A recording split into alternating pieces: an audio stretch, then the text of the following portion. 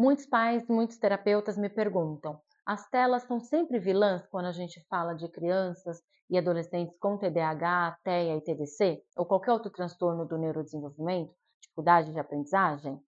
Eu sou a psicomotricista Ludinalva Mendes e hoje nós vamos falar um pouco mais sobre as telas, o exergame, como os jogos de videogame podem ser um aliado na sua prática motora, na sua intervenção motora. Primeiramente, os exergames que a gente tem usado e a ciência vem trazendo muitos estudos sobre isso, e eu estou aqui no Canadá justamente desenvolvendo meu projeto sobre um jogo que eu desenvolvi aí no Brasil e trouxe para cá para a gente fazer aprimoramentos e testar esse jogo também. Exergames é a mistura de exercise plus game, ou seja, exercício mais game. Então, são videogames que vão focar diretamente em exercícios. E esses exercícios motores podem sim ajudar no desempenho, no desenvolvimento motor de crianças e adolescentes, adultos e até idosos. Exemplos disso, muitas pesquisas científicas, elas trazem o uso de exergames, como o Nintendo, como o antigo Xbox Kinect, como jogos que eles controlam o seu movimento, eles conseguem fazer essa leitura do seu movimento para você trabalhar habilidades motoras. E aí tem um jogo específico que vocês podem colocar para o paciente, para o aluno, para a criança, para elas brincarem, elas se desenvolverem. A questão é que esses jogos, mesmo eles sendo testados na ciência, a gente não consegue encontrar essas métricas, o que que evoluiu, o que que não evoluiu. Então a gente precisa mesmo assim fazer uma avaliação motora para entender se aquele desempenho melhorou ou se não melhorou.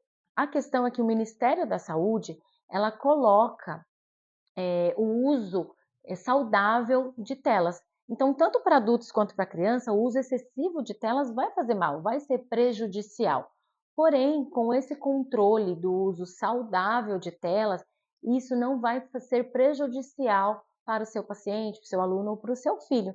O que a gente precisa entender é que essas crianças, esses adolescentes, eles já estão fazendo uso de tela. Então, a proposta é que eles façam o uso de tela trazendo benefícios para a saúde e não malefícios.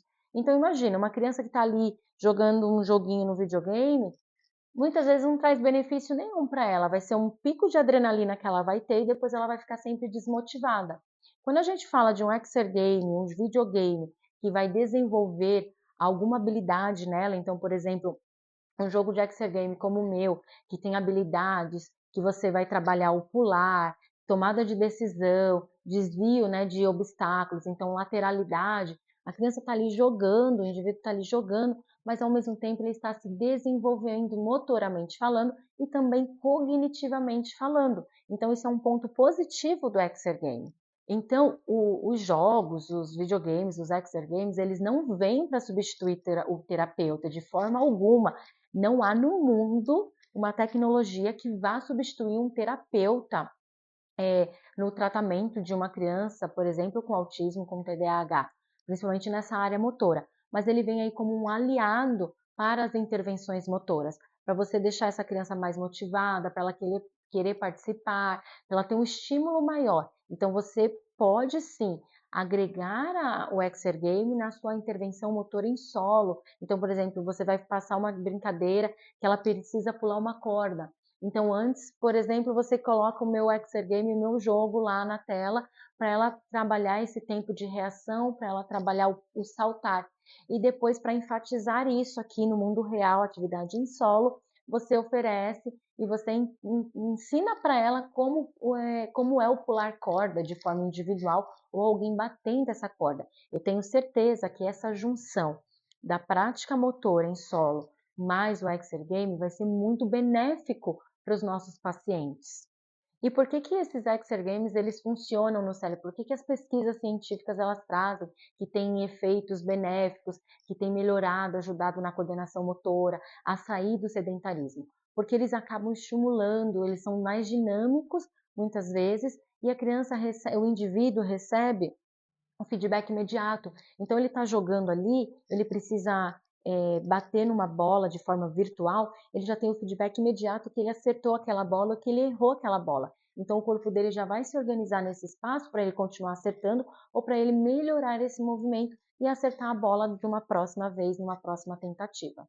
Então o jogo, de videogame, muitas vezes esse feedback, ele vai vir em formato de uma fala ou um erro que aconteceu, então vire à esquerda, vire à direita, é um joinha para baixo, né, de que a pessoa errou, é um negativo que ela errou, então ela já vai ter esse feedback, essa autorregulação.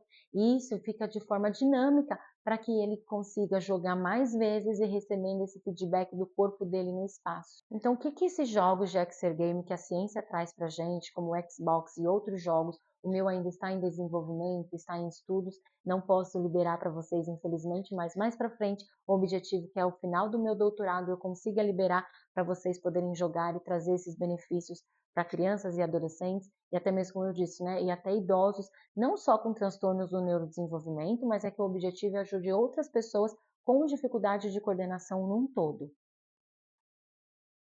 Então, quais são os benefícios que a ciência já mostra que os exergames eles trazem para esses indivíduos com dificuldade motora? Então, o exergame ele pode ajudar na noção espacial, no equilíbrio, na autorregulação, ele pode tirar a pessoa dessa taxa de sedentarismo. Então, tem um estudo que eu vou deixar o link aqui para vocês que mostrou que o uso de jogos com exergames tirou crianças e adolescentes com diagnóstico de TEA dessa faixa de sedentarismo. Então, elas agora se transformaram em crianças mais ativas a partir do uso dos exergames.